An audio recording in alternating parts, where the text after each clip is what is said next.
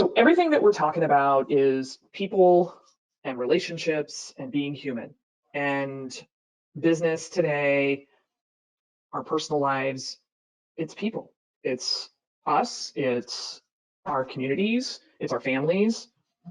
Coworkers have gotten closer because we're all in each other's homes. There's just so many different things. But even before this pandemic happened, this was still the case. Okay.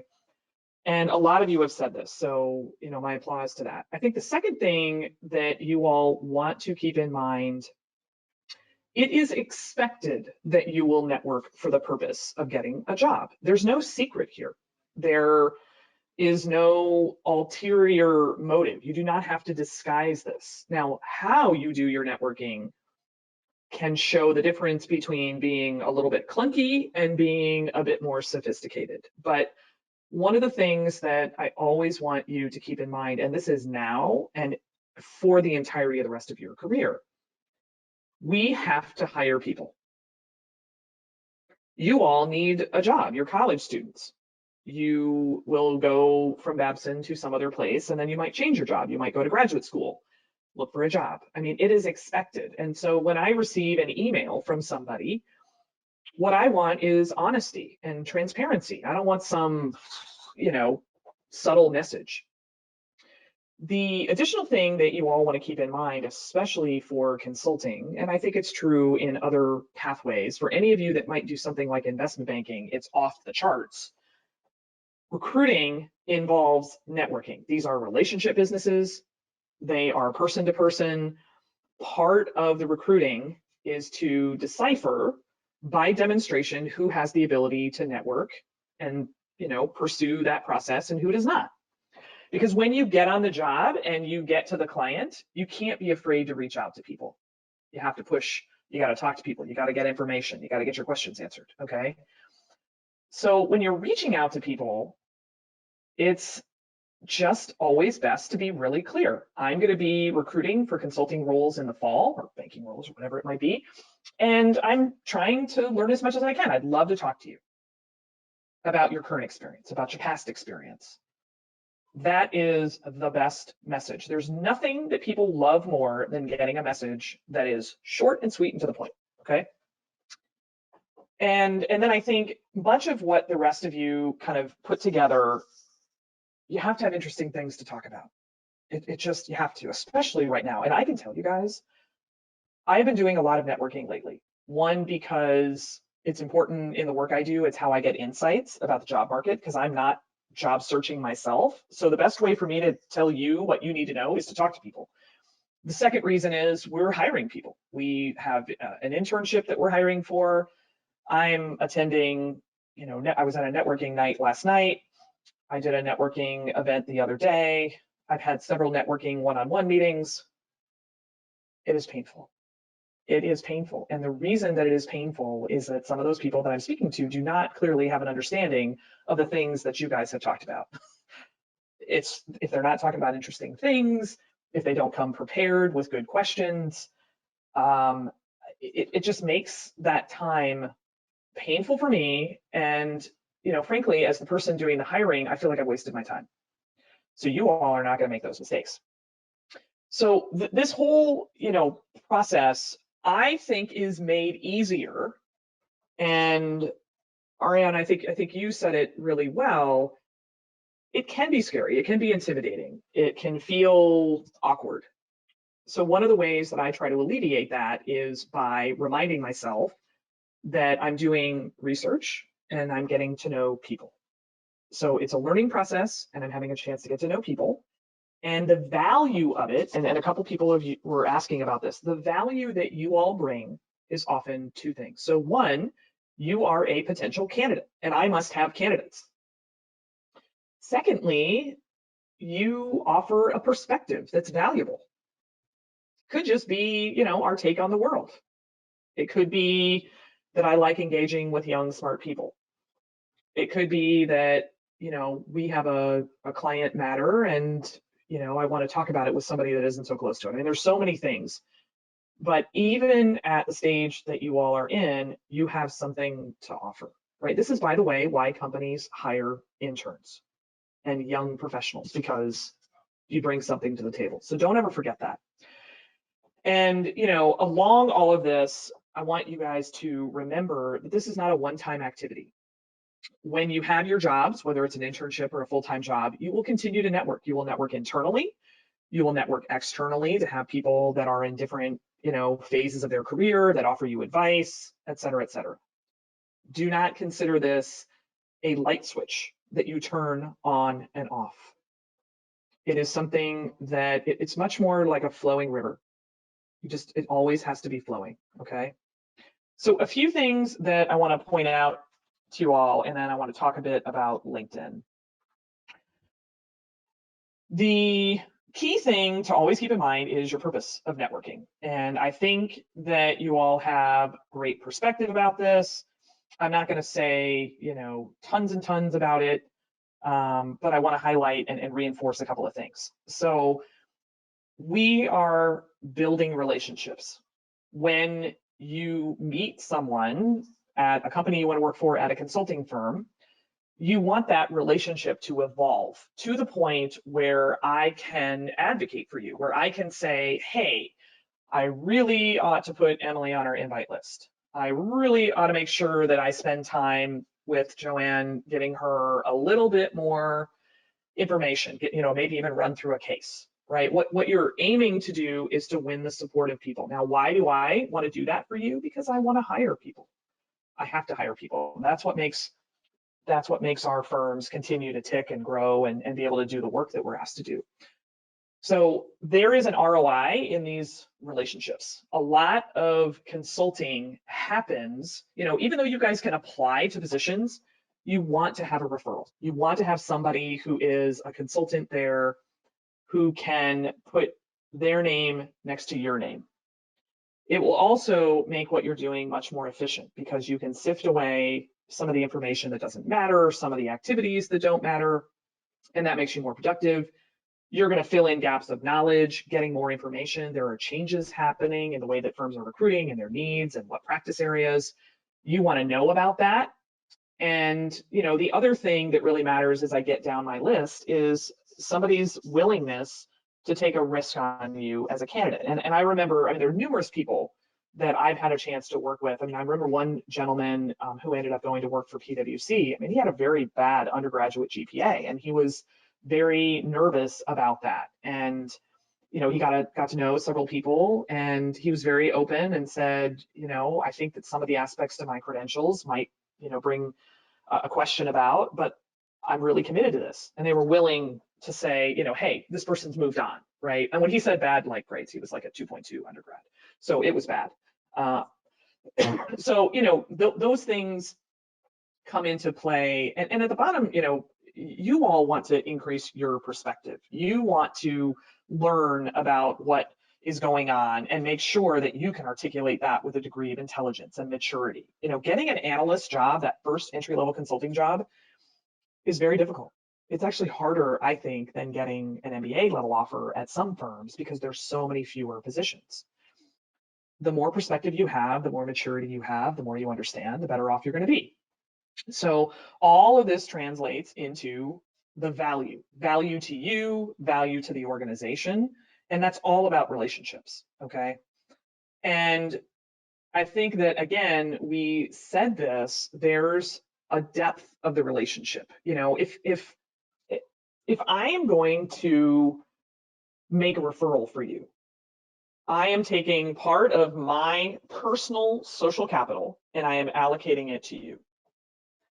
And I want to do that and make sure that that is the right thing to do, because if I refer you and it goes poorly, I lose an opportunity to do that the next time, right? And it's one of the things, and I sit in a very different position than most people because, of my experience and my connections and the role that I play as a coach. But one of the things that's happened over the years is when I refer people, 95% of the time I get an acceptance of that referral. And generally people will say to me, Pam, I'm willing to talk to anybody that you vouch for because I trust you. That is powerful, right? That is a type of capital. So you guys got to think about that, because if I'm a consultant at Bain or I'm a consultant at Accenture and you want me to refer you, I'm worried about how I look when I do that referral. I mean, that may sound overly transactional, but that's kind of how it works. And I don't think it all comes from just, your resume and your credentials. It comes from how much do I know you? And that's where some of the comments you guys made about personal relationships and knowing the person beyond their work really matters. Therefore, when you all are talking to people, and I think this is perhaps more salient in consulting, you want to show interest, you want to show curiosity, you want to ask questions. I have conversations about the wildest things. I talk to people about books, I talk about movies, I talk about art. We talk about food and places that we've traveled and apps that we like on our phones. And the other day I was talking to the head of a career office at another university, and we talked about basketball. And I do that all the time. Doesn't matter, regardless of the seniority of the person. We talk about the weather. We talk about, challenges we're facing. I have a client of mine who's a very senior person at T-Mobile. He was on the phone from Montana. They were out for a ski event, right? We talked about skiing. How does Montana compare to Northern California, right? It's interesting. So even, as a tip and a technique, this is something that is useful when you deal with clients. It's useful when you do business development. Every time, and take this with a sort of the context, but whenever I would walk into clients' offices, I would always ask about some personal item in their office. Oh, I see you have a golf club over there. Are you a golfer? Oh, I see you have this piece of art. That's really interesting. Where is that from? Well, who is the artist? Before we ever talk about business. So this is one of the ways that networking becomes so much more effective, right? Because you really show the person that you're interested, and then what will happen is they will say to you, well, hey, what is it that I can tell you? That is the best way to start a conversation, is that they actually ask you what you want to know. And that happens after you've shown that degree of interest. And I think you guys have, hit on a lot of those salient points. And Sasha, what you were asking, about not treating people as a means to an end, that's kind of how you do it. I mean, there's not like an algorithm here, but if you talk just as person to person, people who have lives and family and other things and hobbies and interests, and then that person is very likely to say to you, I bet that you want some advice from me. Or how is it that I can help you? Or, I was talking to a colleague today that I might do some work with in our business. And she's like, I really want to hear more about your business. What's going on? Tell me what's up. How can we take some next steps together? I mean, that person ends up asking you, and that just creates a really different dynamic. And then you had an honest conversation. What I would love is, I'd really love this fall to be able to interview with your firm. I'd love to know from your experience what you think I could do to be in the best possible position. And if you guys are talking in a way that comes out authentic, you've dealt with the person, you dealt with the question that you really want to know, and you've engaged that person in supporting you, right? And it all comes about because you're interested in the person first. Does that make sense to you guys? It sounds easy, it sounds hard.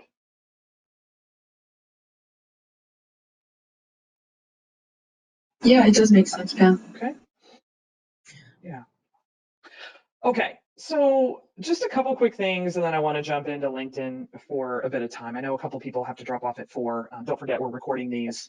So when you guys are approaching your networking, I want you to be purposeful. I want you to evaluate the circumstances, okay?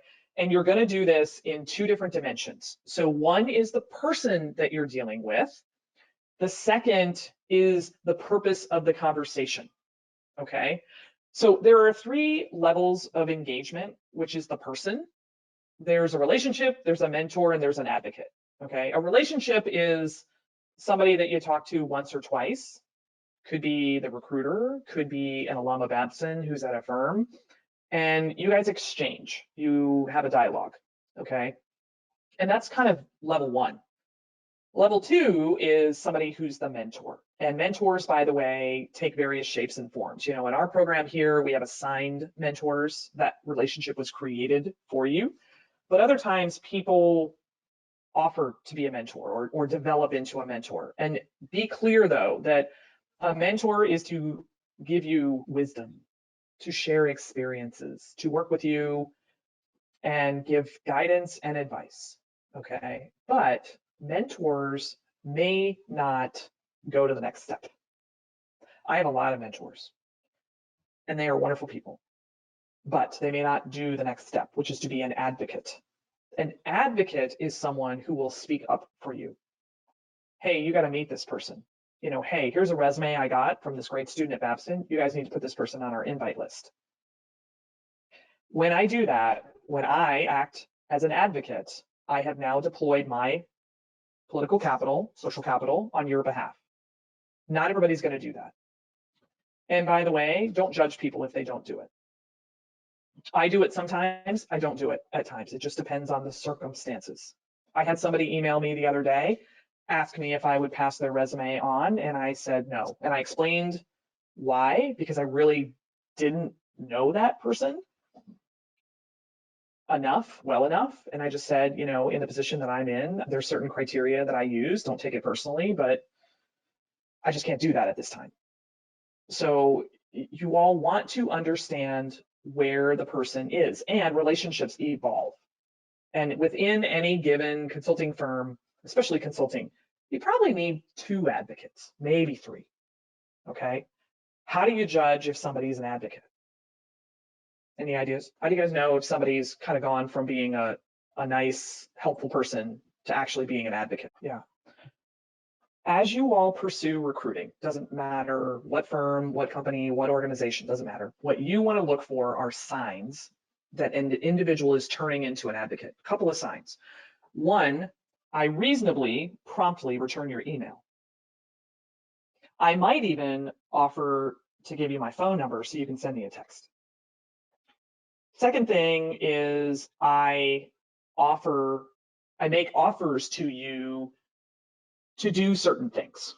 I'll connect you to somebody. Hey, I'm happy to read your resume. Hey, I'm happy to do a case practice with you. Hey, I want to connect you with the partner in our financial services practice, whatever. I make offers to you, unsolicited.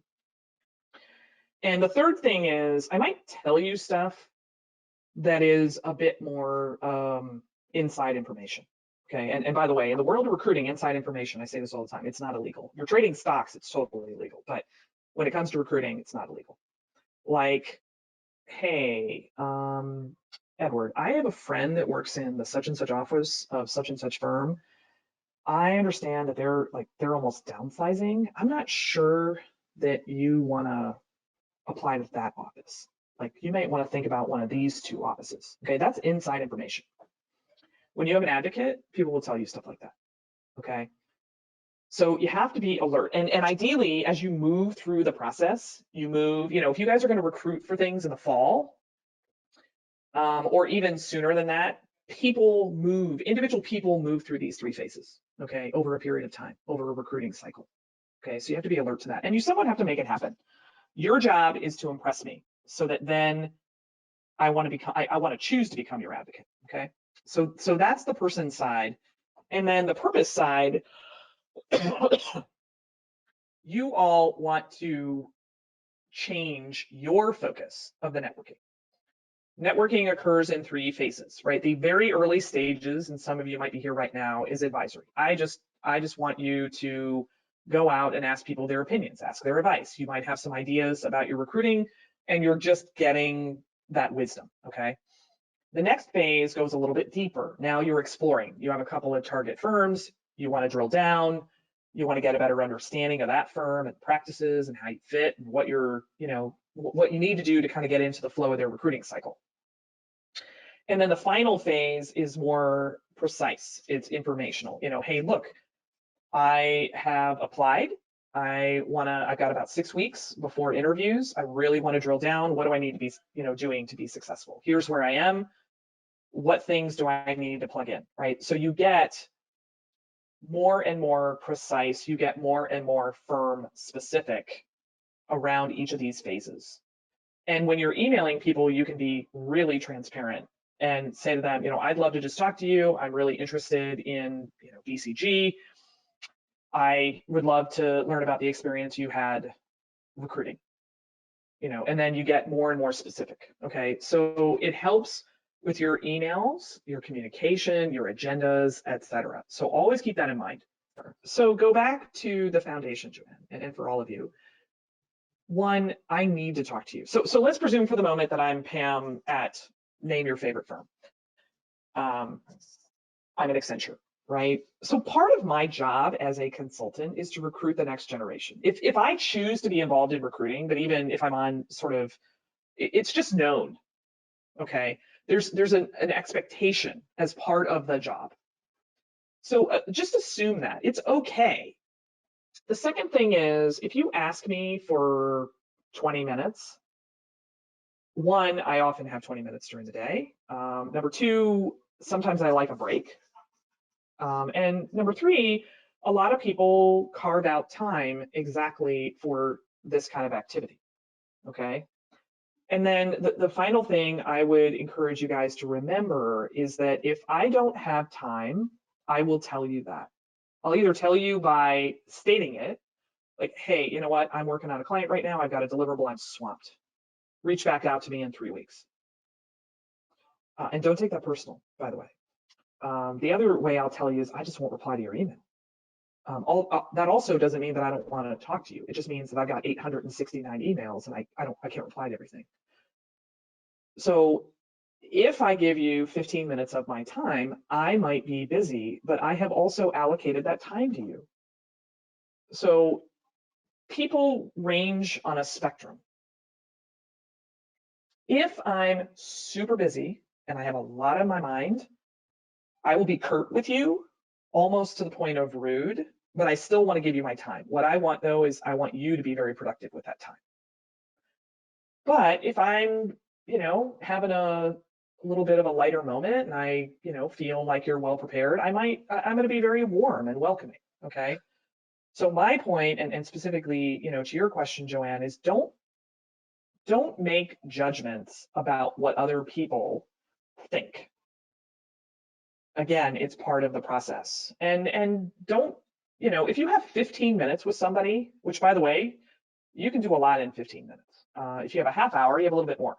Spend 2-3 minutes, hey, how are you doing? Are you, I'm imagining you're very busy. I just have 3 questions for you, if you don't mind.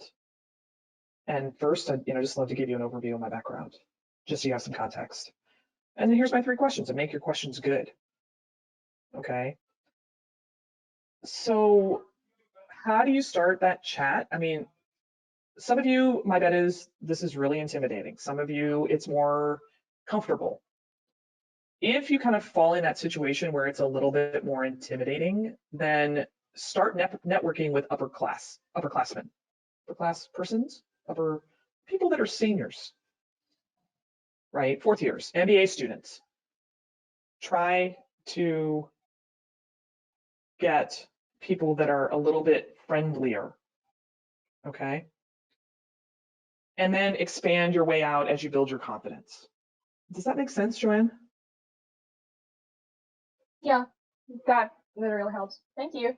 Yeah. And I will be really honest with you guys. I am not a natural networker.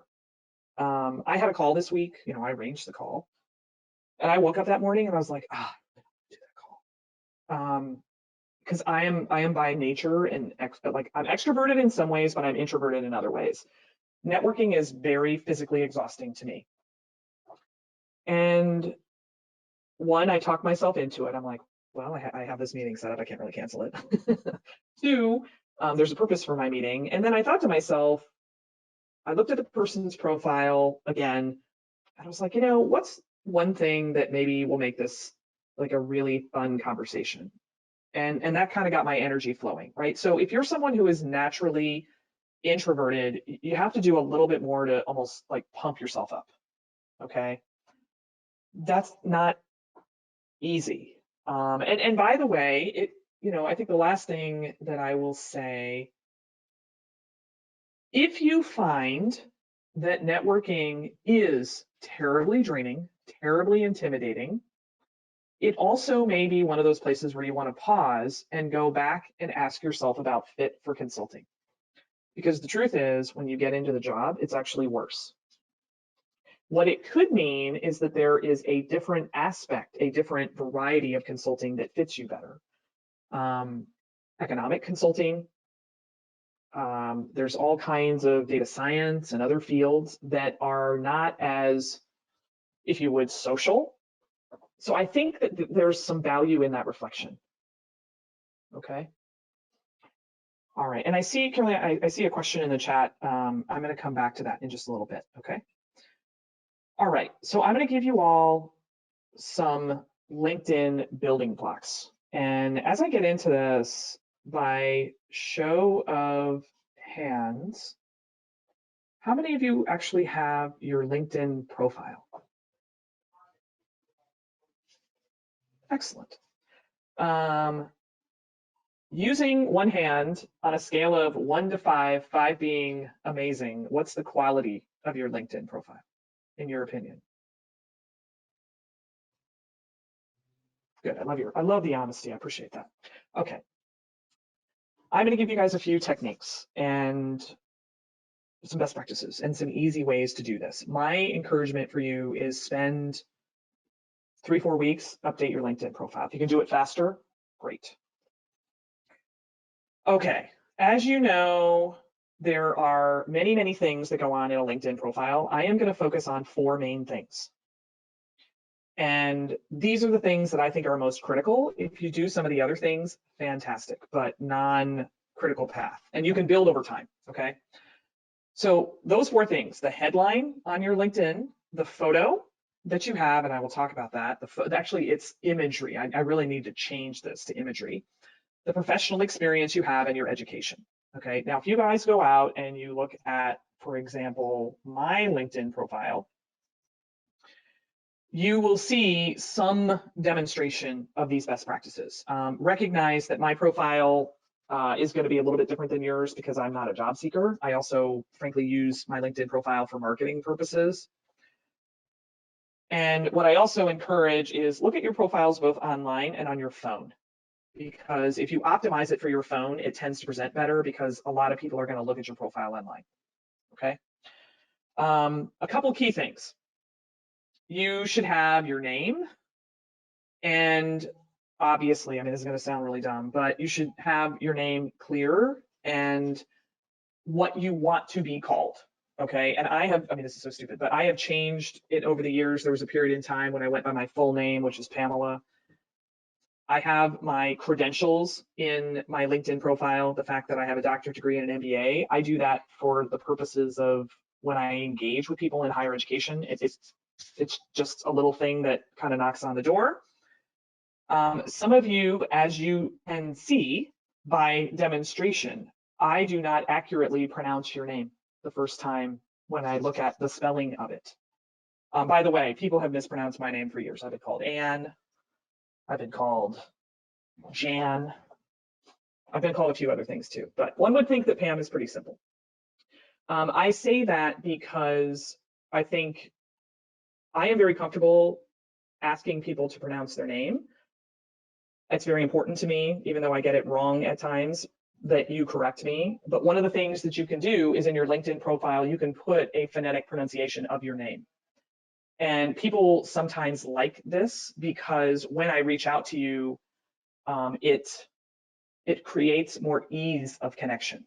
Okay, so that's just something to think about, especially in networking. I was on the call last night with somebody for a networking event. They did not introduce themselves. And then I'm trying to, I like to use people's names and I felt very awkward.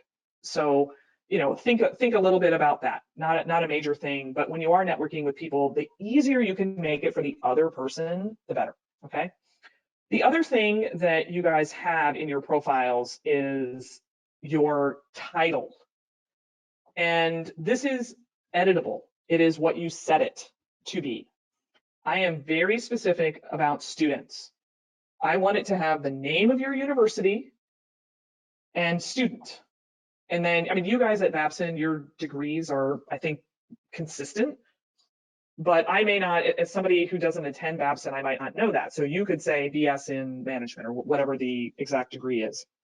And then you want to use some other keywords like strategy and consulting, product management, fintech.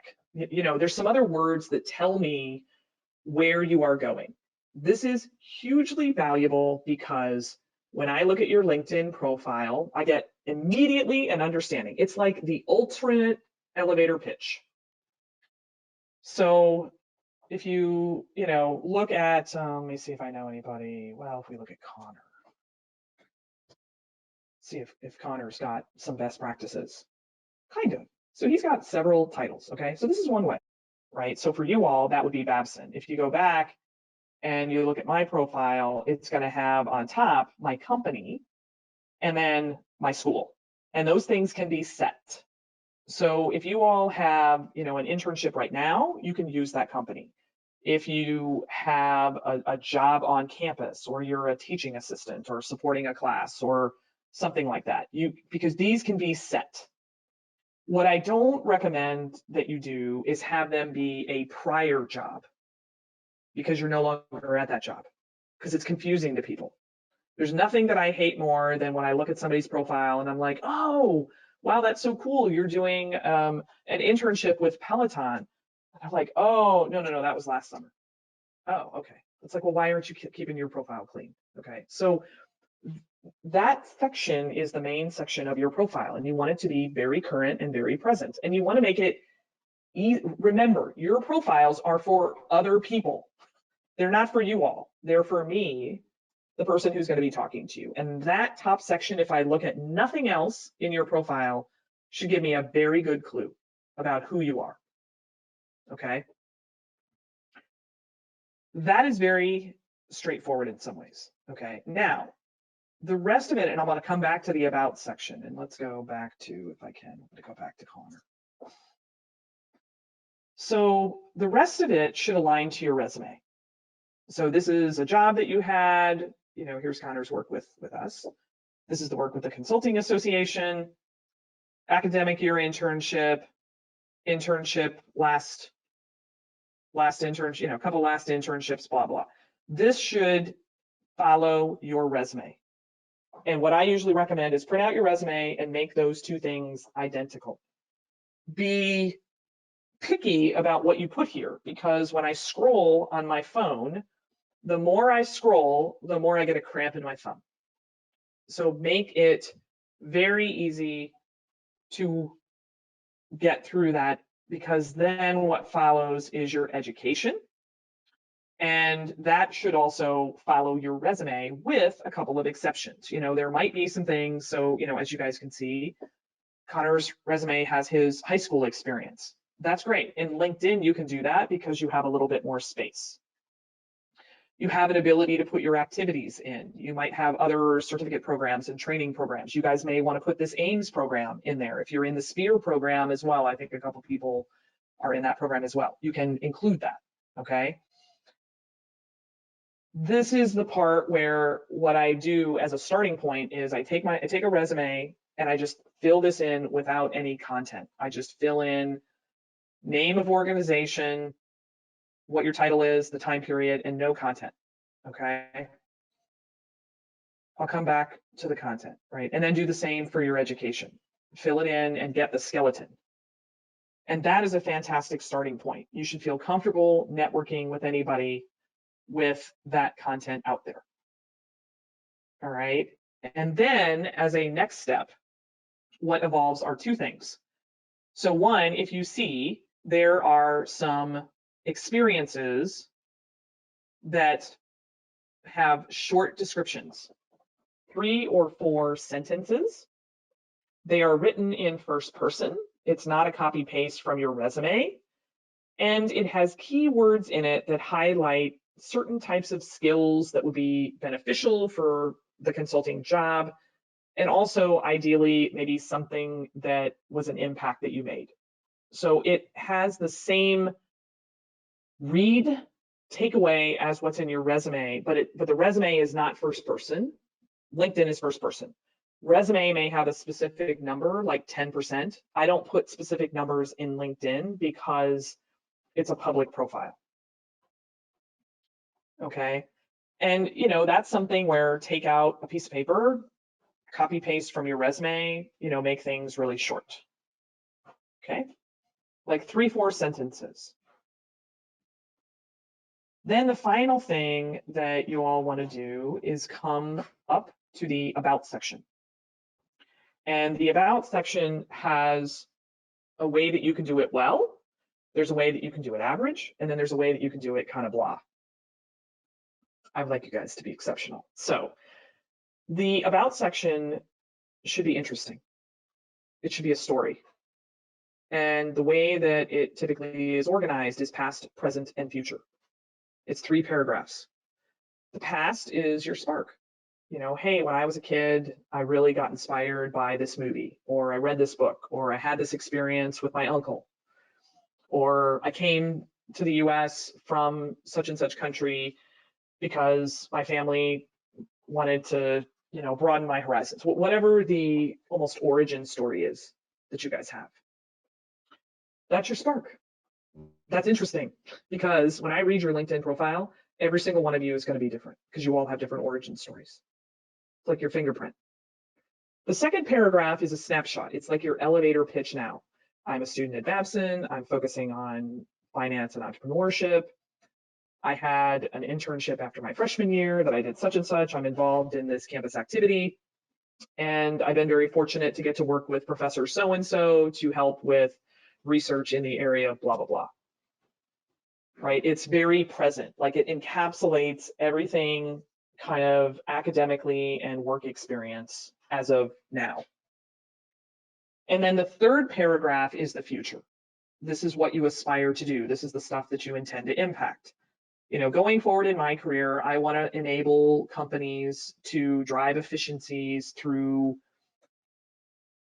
digitizing their practices. I want to help companies with innovation. I want to help companies be more customer centric. I want to create more access for underrepresented minorities to get banking. I want to attack the unbanked. I want to do global business. I want to build international relationships, right? Anything is fair game. And then you just have to find the way to write that, the prose, so that it's 3 nice short paragraphs. By the way, not everybody does this on their LinkedIn. This is a LinkedIn best practice. If you look up any of the LinkedIn materials, this is what LinkedIn suggests, because what it does is it helps me as the reader get to know you as a person and what makes you tick and what you're interested in. And when I talk to you, I kind of know you a little bit already, okay? The middle ground is just the middle paragraph. Just do the middle paragraph. It's kind of a snapshot of who you are. Maybe it talks a little bit about, I'm looking forward to pursuing internships in corporate strategy. I'm really interested in, e-commerce and retail. And, as I come back to Babson as a junior, this will be my focus, right? You can make it a little bit less story oriented, but it's not as effective. So I really advocate for the 3 paragraph approach. Now, if you guys look at my paragraphs, my about section in my profile, it's a little bit longer. I go through and I edit about once a year, but it's not that much longer, right? And I'm happy with my profile, right? The other nice thing that you can do if you wanted to is add a 4th dimension to your LinkedIn about section. And below that 3rd paragraph, you can add skills. You can actually say, key skills, A, comma, B, comma, C, comma, D, comma. And that also kind of gives people a little bit of a synthesis of your background. Okay, so the point is in that LinkedIn About section, you have a lot of flexibility.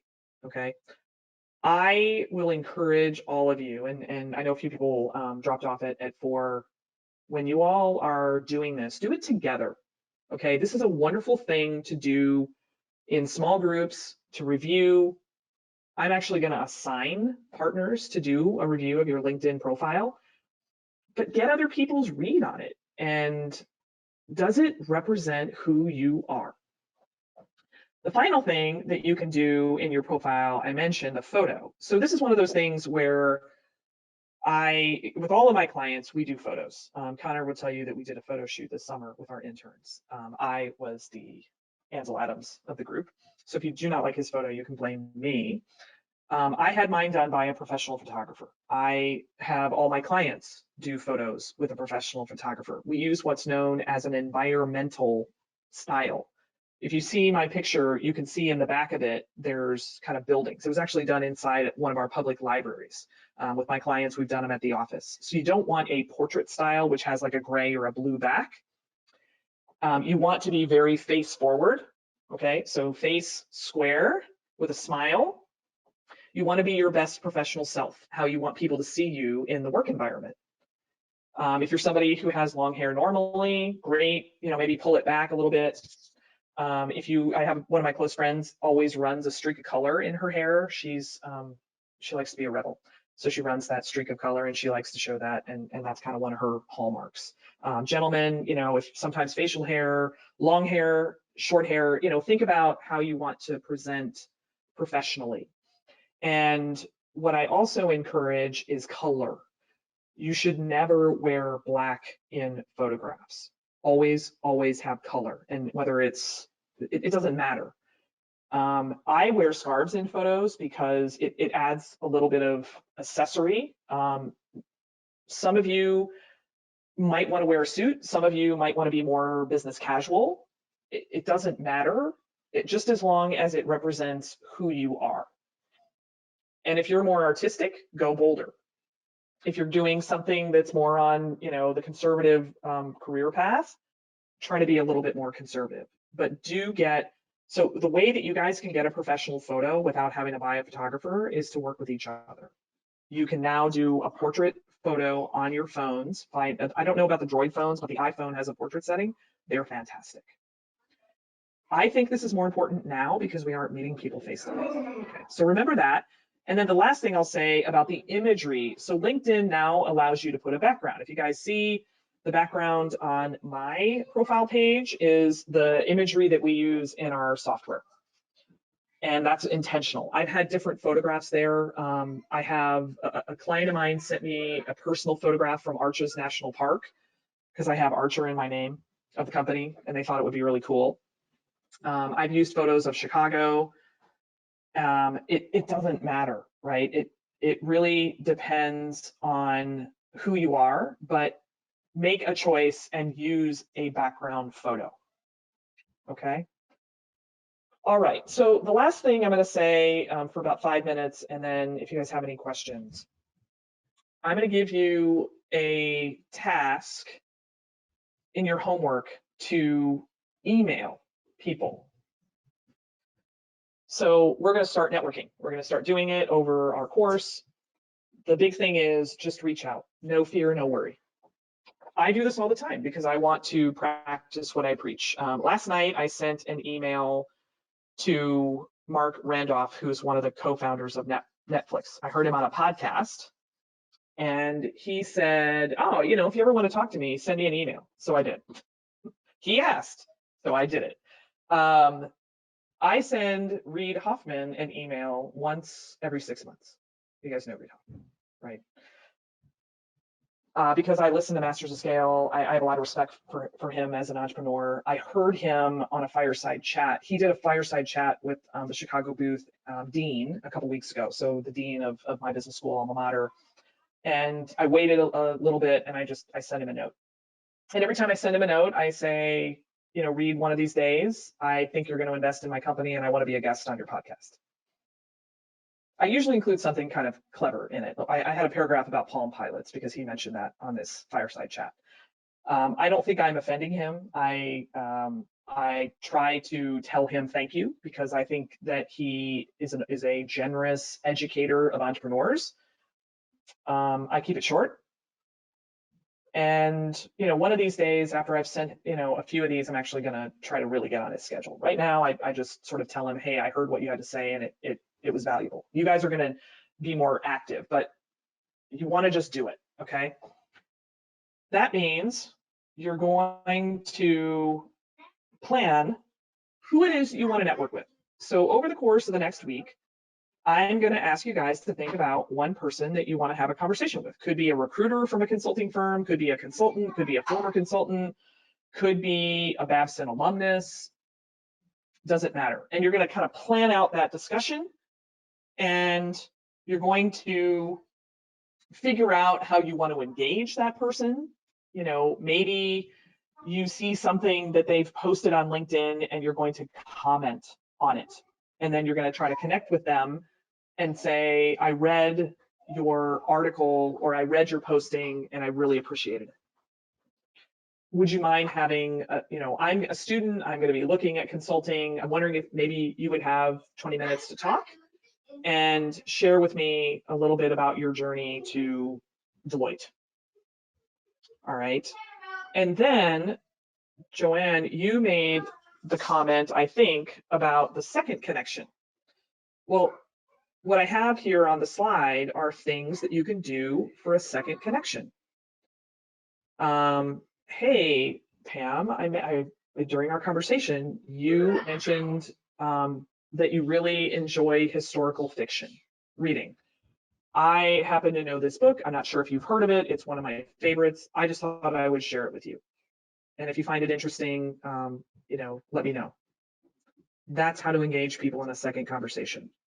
I see people all the time on LinkedIn. It's their birthday. I sent, somebody that I haven't probably talked to in 5 years a note today and said, hey, Dan, it's been a while since we chatted. I hope you're well in this, kind of unusual time. I know today is your birthday. I just wanted to send some birthday wishes and hope you have a great day. And if you find some time in your schedule, I'd love to grab a half hour and just catch up. And I heard from him in like 8 minutes. So there are a lot of ways to keep connected to people and to continue to engage them beyond the transaction of you're trying to move towards getting some type of job opportunity. So think about those things. Hey, I was reading this article and I thought about you. I saw this recipe. I heard this song. I read this book. I thought of this person. I do this all the time in my networking. Let's say that, Connor, you have a conversation with somebody and they say something and then you say, oh my gosh, you have to meet my friend Marcelo. I think that you guys would really enjoy each other. You have some common interests. I also know he's interested in your firm. I'd love to introduce you to. Like, that's another wonderful thing to do. It also shows a generosity of spirit. Okay. You won't do that yet. That'll be kind of the second stage. We'll talk more about that. But when you reach out in these emails, keep them short. Talk about why you're connecting with that person. Be warm. State your purpose. I would love to see if you'd be open to a conversation. Might you have 20 minutes just to allow us to get to know each other? Then a quick elevator pitch. We didn't have time to do it this week, but we'll do it next week. Here's my background. I'm interested in recruiting for consulting. Would you be open to meeting? And keep your conversation very focused. If you want them to speak at a class or you want them to participate in a project, be really clear. Okay. And then the last thing that I will say is take the ownership to follow up. So if somebody doesn't reply to you, do not assume that they are ignoring you. Do not assume that they are offended by your request. Do not assume that they are too busy to answer you. Assume that they're just busy. And I get this all the time. I mean, people will email me and then they'll send a second email and I am actually grateful. It's like, oh my gosh, thank you so much for following up. I have a woman that I spoke to today on the phone. We've been trying to have a phone conversation for like 2 months. And the first thing she said to me was, thank you so much for your following up. It has just been crazy. Someone on my team quit. I've got, she's got 2 kids in college. It's been crazy. She's like, I just really appreciate your gentle persistence. That was the term she used. So you guys need to take the ownership to follow up. Okay. And don't read into somebody not responding. Don't read into it. Just assume that either you went into spam or the person you caught them at a busy time. All right. So for your homework this week, you guys are going to work on your LinkedIn profile, and then I'm going to ask you to send a note to a person to try to